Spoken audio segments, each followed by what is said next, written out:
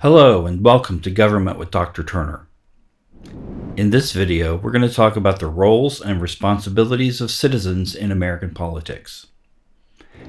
In other videos, we have covered different elements of our definition of politics: who gets what, when, and how. Today we're going to focus on the who.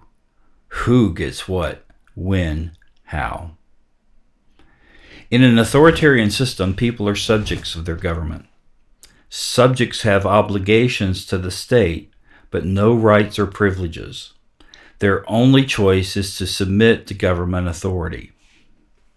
In contrast, people in democratic systems are citizens, and they have both rights and responsibilities.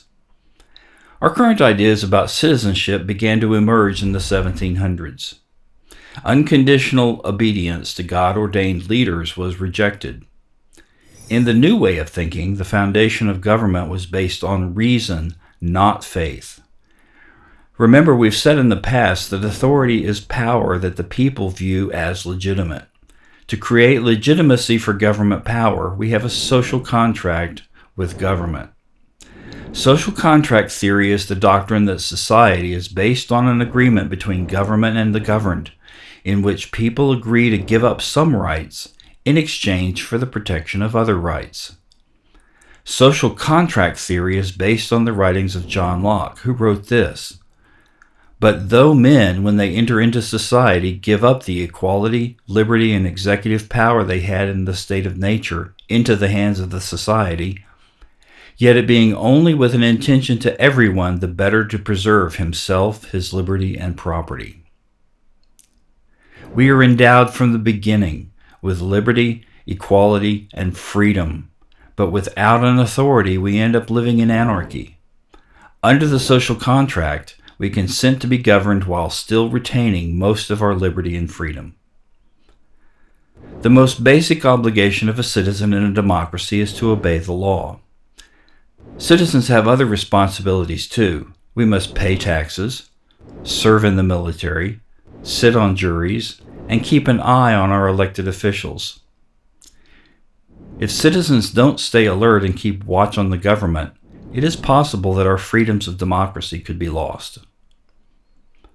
Some political scientists worry that our low voter turnout means we aren't realizing the ideal of democracy, but others point out that we have the choice to allow decisions to be made by social and economic leaders. Citizens also possess rights that government cannot limit. Rights usually include freedoms of speech and the press, the right to assemble, and fair treatment in the criminal justice system. Citizens are allowed to criticize their government openly. Citizens can vote, run for office, support candidates, organize groups, march in protest, and vocalize their views. Let's review. In an authoritarian system, people are subjects of their government. Subjects have obligations to the state, no rights or privileges. In contrast, people in democratic systems are citizens, and they have both rights and responsibilities. To create legitimacy for government power, we have a social contract with government. The most basic obligation of a citizen in a democracy is to obey the law.